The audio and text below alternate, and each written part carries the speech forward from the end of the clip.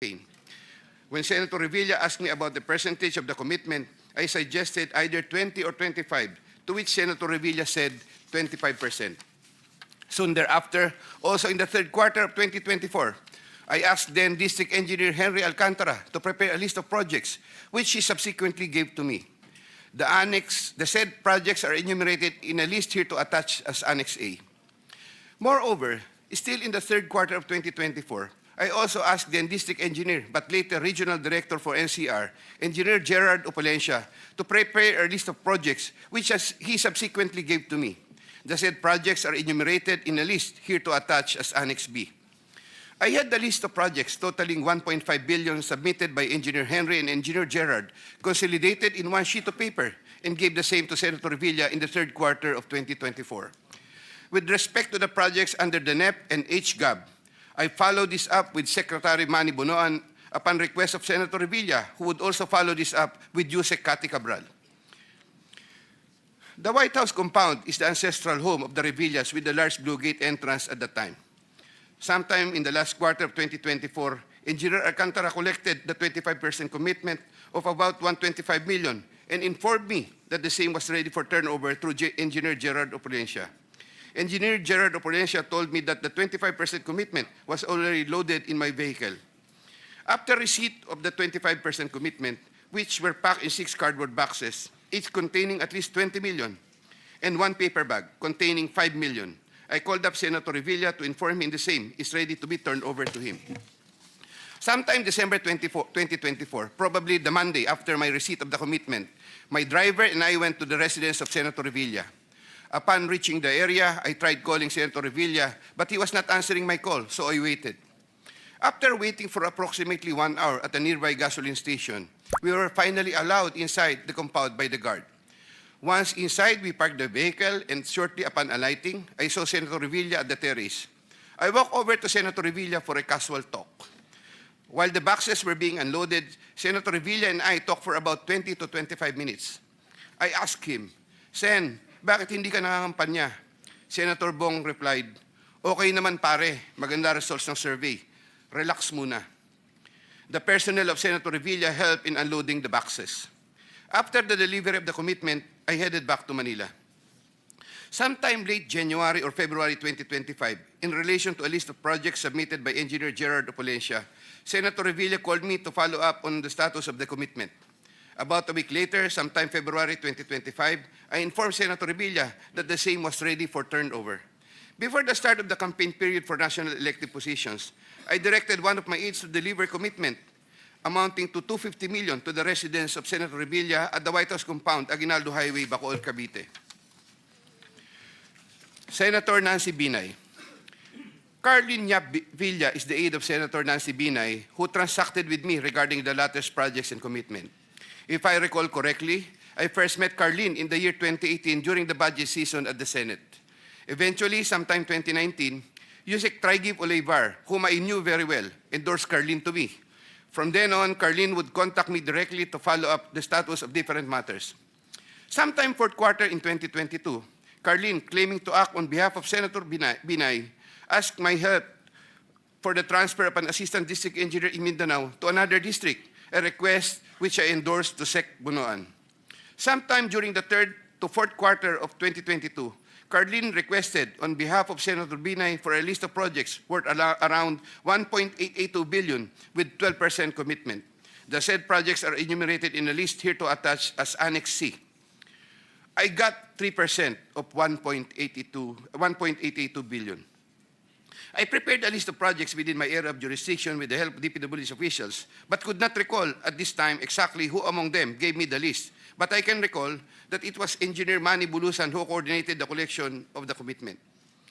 Eventually, during the first quarter of 2023, the commitment was delivered to Carlin for Senator Binay in several tranches in Makati and Quezon City. But I could not recall at this time the details of the deliveries, but I undertake to submit additional information thereon.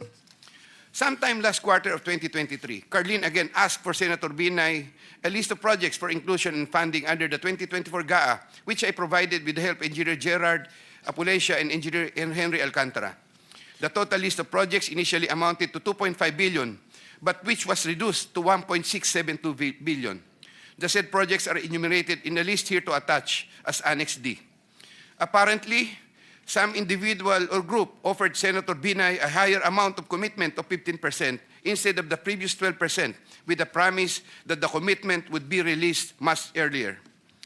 Yusek Trigiv learned about the plan to transact with this individual or group, and I was informed by Yusek Trigiv that he confronted Carlene and said to her, "Bakit nyo binabawasan ng kay Robert? Siya din naman ang nilalapitan ng mga yan pagka nagkakaproblema." However, sometime later part of December 2023, Carlene called me and requested for a 50 million advance for Senator Binay's shoes for the holiday season because the individual or group was unable to deliver on their promise, and which I then helped to fix. Thereafter, Carlene told me that Senator Binay was expecting an increase in the commitment from 12 to 15%, which I agreed to fulfill. I did not get any percentages from the aforementioned projects worth 1.672 billion, but I was reimbursed the 50 million which I earlier advanced. I was nurturing goodwill with Senator Binay by fulfilling the commitment. Sometime 2024, Carlene requested me to relay to Sec Bunoan Senator Binay's request for some allocation under the NEP, which I did.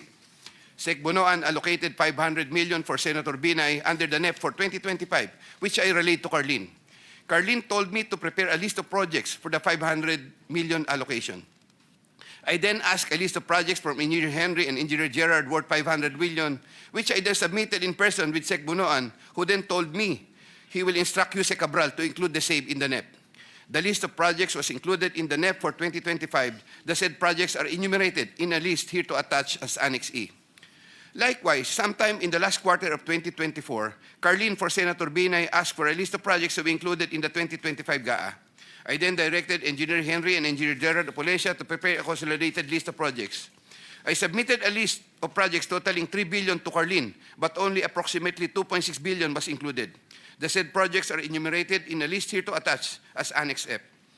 After these projects appeared in the GAA, Engineer Bulusan, Engineer Opolencia, and myself collected, raised, and prepared the 15% commitment, which was all turned over to me. There were difficulties in collecting the commitment as there were contractors, congressmen who did not give amount considering the issue of for later release projects totaling approximately 80 million more or less, which I had to advance. Despite this total commitment collected and raised for Senator Binay was 15% of 1.2 billion or around 468 million more or less. I earlier mentioned that the 37 million more or less was delivered at Horseshoe Village, Quezon City, which refers to the amount collected by Engineer Henry Alcantara. But upon full recollection, there were two deliveries. The first delivery amounted to 340 million at a house in Horseshoe Village, Quezon City, and the second delivery amounted to at least 200 million at another house, but also in Horseshoe Village, Quezon City. After the second delivery, Carlene told me, "Kinuha na ni Sir, salamat raw. Hindi ka raw kakalimutan sa Makati." The Sir refers to the husband of Senator Binay. I did not get any percentage from the projects worth 3,120 million for NEP and GAA for Senator Binay. Senator Chis Escudero and Maynard Ngu. I met Maynard Ngu at the Manila City Hall during the term of Mayor Erap, and while I was the city engineer of Manila sometime in 2013. Maynard Ngu is a familiar figure in the social political circles, as he would be handling substantial donations to politicians during election season, including the distribution of mobile phones. During the 2022 national elections, Maynard Ngu approached me and asked for help in raising campaign funds. I and other DPWH officials assisted Maynard Ngu in raising campaign funds. These frequent interactions with Maynard Ngu at the court helped me in building our mutual trust with each other, especially in favor of Senator Escudero, whose interest Maynard Ngu was actively promoting. Maynard Ngu was appointed Special Envoy to China for Trade, Investments, and Tourism in 2023.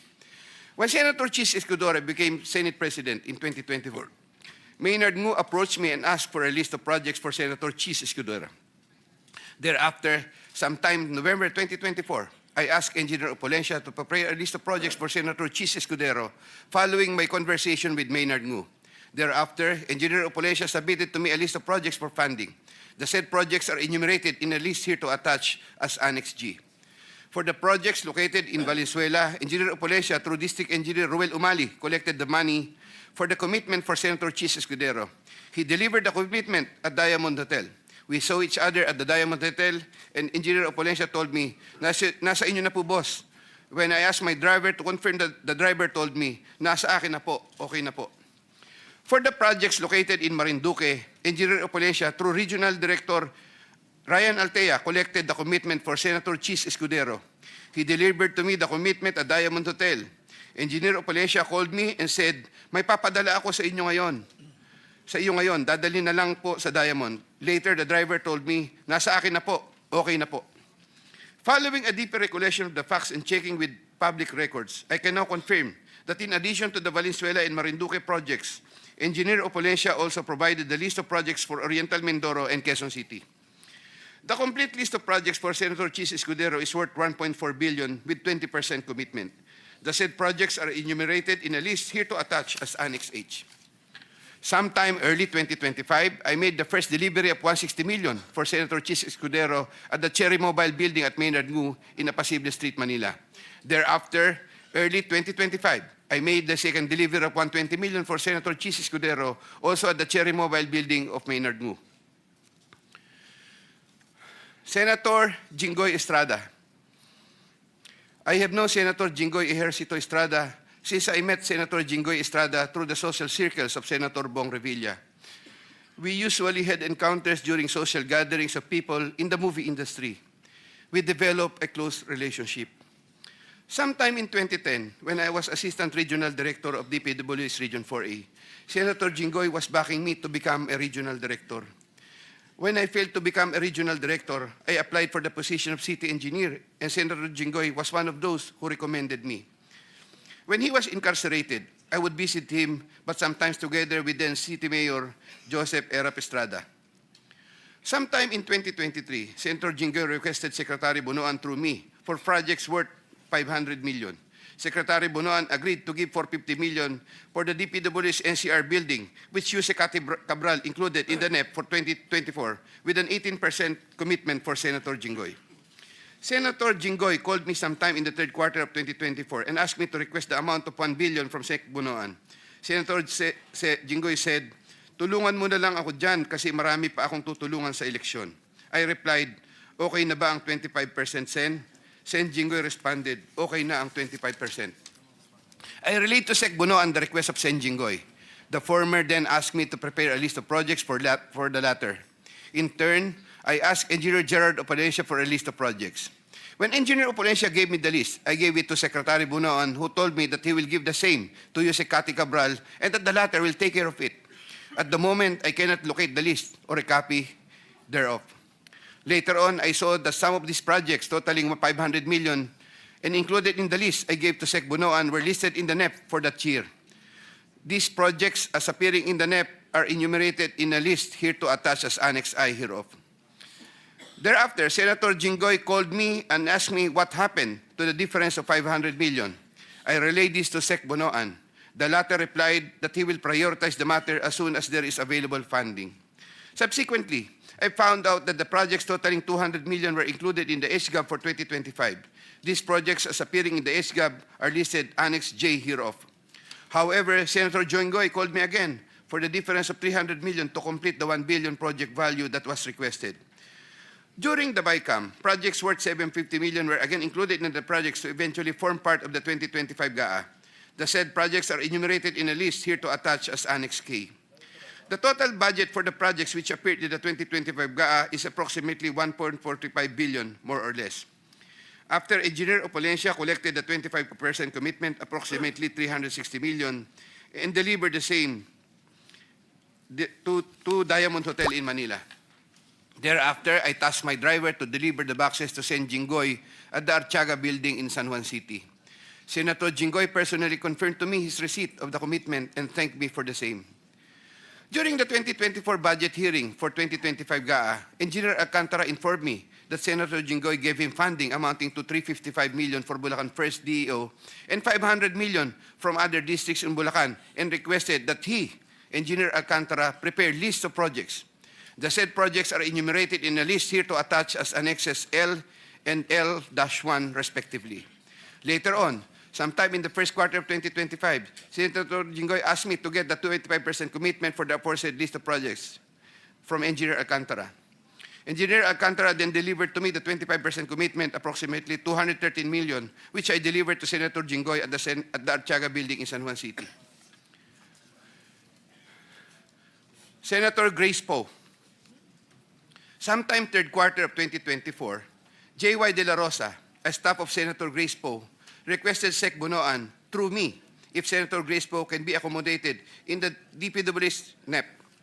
Sec Bunoan told me there is a 500 million for Senator Grace Poe and instructed me to ask the Senator for a list of projects. J.Y. De La Rosa told me to coordinate the matter with Mrs. Patron, a contractor. Mrs. Patron told me to prepare the list. Upon my instructions, Engineer Gerard Apollesia submitted a consolidated list of the following projects, 1 in Laguna and 3 in NCR. These projects are indicated in the list here to attach as Annex M. Thereafter, the list of projects was included in the NEP by Sec Bunoan through Yusek Cathy Cabral. Later on, the said projects appeared in the GAA for 2025. There was a 20% commitment collected for Senator Grace Poe. Mrs. Patron, a contractor, collected the commitment for Sen. Grace Poe at Diamond Hotel from one of my aides. Congresswoman Mary Mitzi Mitz Kahayon Uy. There were projects released in Congresswoman Kahayon Uy's congressional district, which I facilitated. I submitted projects being proposed by her to proponents for funding, the details of which I am still verifying and confirming at the moment. Congressman Flerida Robes. There were also projects released in Congresswoman Flerida Robes' congressional district, which I facilitated. I submitted projects being proposed by her to proponents for funding, the details of which I'm still verifying and confirming at the moment. Congressman Zaldico. In addition to my statements in my affidavit dated 25 of September 2025, I was told by Engineer Alcantara, Congressman Zaldi would from time to time deal also with Engineers Gerard Pacanan, Gerard Apollesia, and Danny Villa. There were times Engineer Gerard Pacanan and Gerard Apollesia would give me certain amounts, supposedly from Congressman Zaldico. Yusek Traigib Olivar of DepEd. In addition to my statements in my affidavit dated 25 of September 2025, I wish to add that I have known Yusek Traigib as early as 2010 when he was still a staff of Senator Bong Revilla. He is a common figure in budget deliberation hearings and by reason of which I had interacted with him on multiple occasions. Yusek Traigib then worked under the office of Senator Edgardo Angara and then later worked under the office of Senator Sani Angara. When Senator Sani Angara became a chairman of finance, Yusek Traigib and I would have several interactions as part of our work in budget preparations. When Senator Revilla was incarcerated with Senator Jinggoy Estrada, Yusek Traigib and I would frequently call each other so we can help look after the welfare of concerns of Senator Revilla, whom I visited several times with Senator Jinggoy Estrada while they were in detention. Aside from the details I had earlier mentioned in my affidavit dated 25 of September 2025, Yusek Traigib and I also had transactions concerning Senator Angara between 2019 and 2024, where Yusek Traigib received deliveries representing 12% of the projects of Senator Sani Angara, while the latter was chairman of finance. As I previously mentioned in my affidavit dated 25 of September 2025, Yusek Olivar and I discussed the unprogrammed appropriations supposedly for the Office of the Executive Secretary.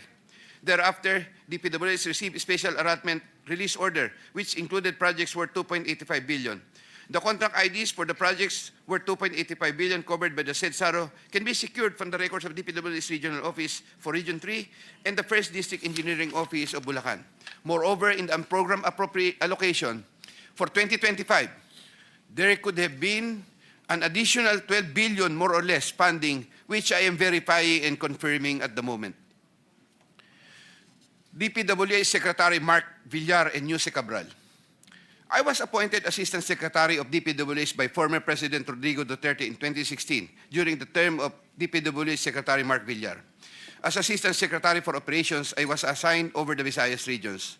While I was Assistant Secretary for Operations, I was introduced to Carlo Aguilar, a cousin of Sec Mark Villar.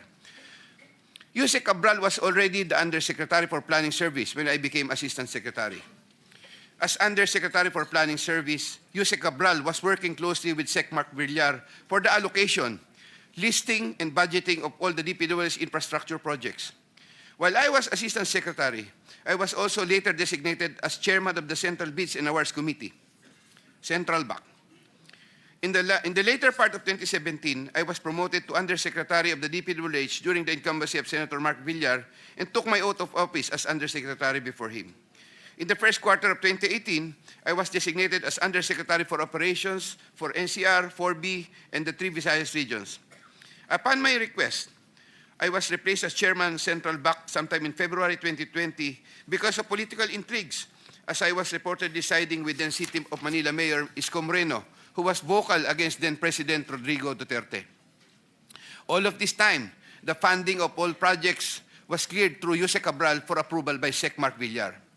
From time to time, Yuse Cabral would ask me to submit detailed list of projects with regards to lump sum fund allocations of DPWH, which list she sometimes would approve herself or forward to Sec Mark Villar for approval. Among others, this included EDSA and other major roads project allocations, maintenance of creeks and waterways, etc. The commission for these approved projects was 10% and divided as follows: 50% to Carlo Aguilar, presumably for Sec Mark Villar, 25% Yuse Cabral, 25% for myself. Undersecretary Maria Catalina E. Cabral. As a general rule, with very little exceptions, it is Yusek Maria Catalina Cabral, with the imprimatur of Secretary Mark Villar, and later continued by Sec Manny Bonoan, who had control at the DPWH level to remove, include, add, deduct, or modify insertions of items in the NEP for infrastructure or those pertaining to DPWH. Yusek Cabral would tell me that she would communicate and meet legislators to inform them of the amount of their allocations and ask them for titles of projects that they want to include in the DPWH budget. In a matrix of process flow that I have prepared, which I am attaching here to as Annex N, Yuse Cabral has total influence and authority in preparing and finalizing the NEP for infrastructure. On multiple occasions, I personally delivered and also caused to be delivered cash to Yuse Cabral at her house at Tatalon, Quezon City, and other places.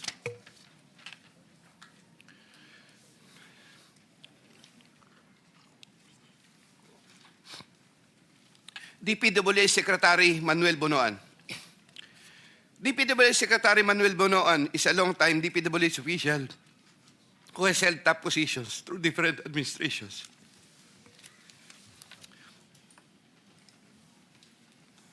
I look up to Sec Bonoan and consider him as a mentor.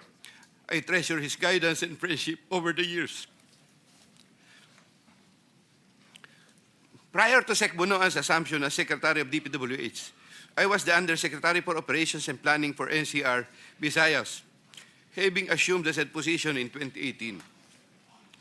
Unlike during the time of Sec Mark Villar, when I was not given much task, even removed as BAC chairman, and had very limited operational functions during the COVID pandemic period, Sec Bonoan entrusted me with more operational functions and let me work more closely with Yuse Cabral. Sometime in 2022, Sec Bonoan directed me to submit a list of projects for possible inclusion in the NEP for fiscal year 2023 worth around 450 million. Without question and delay, I asked Bulacan First DEO for a list of projects for funding.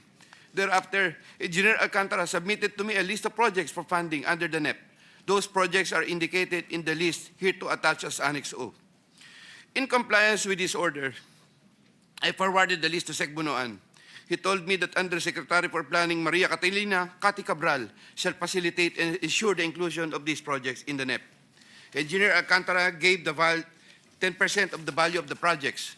Similarly, in 2023, Sec Bonoan directed me to submit a list of projects for possible inclusion in the NEP for fiscal year 2024 worth around 150 million.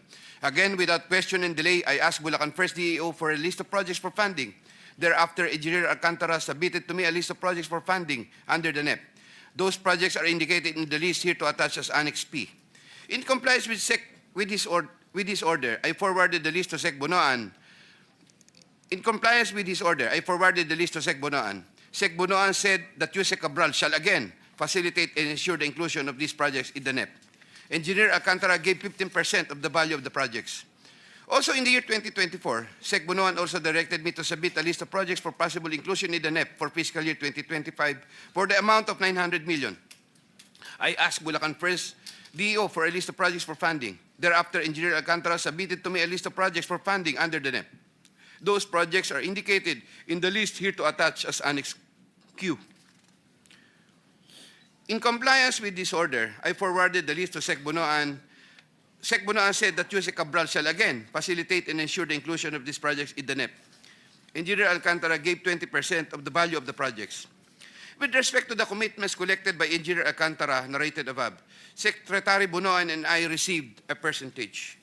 In many instances during budget deliberations, I was tasked by Sec Bunoan to talk to legislators over their funding and other concerns, and to forward these concerns to Jose Cabral for action and resolution. Sec Bunoan and Jose Cabral.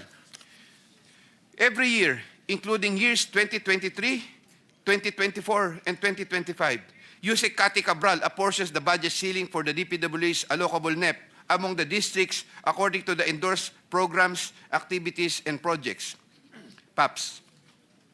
Although she would make it appear that 100% allocable NEP had been apportioned, Jose Cathy Cabral would reserve a substantial percentage of that allocable NEP for her and Sec Bunoan's preferred projects.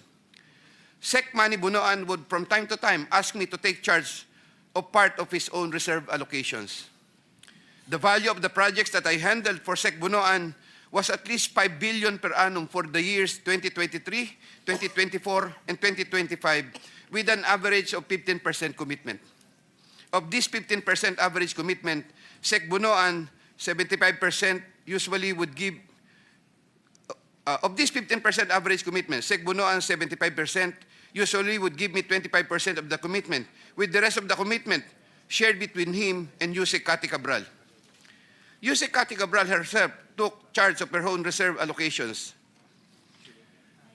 Once again, I humbly reserve the right to submit another supplementary affidavit if warranted in the premises. I attest to the truth of the foregoing statements based on my personal knowledge and authentic records. Mr. Chair, thank you. Thank you. The Vice Chairman, Senator Erwin Tulfo, you may reclaim your time.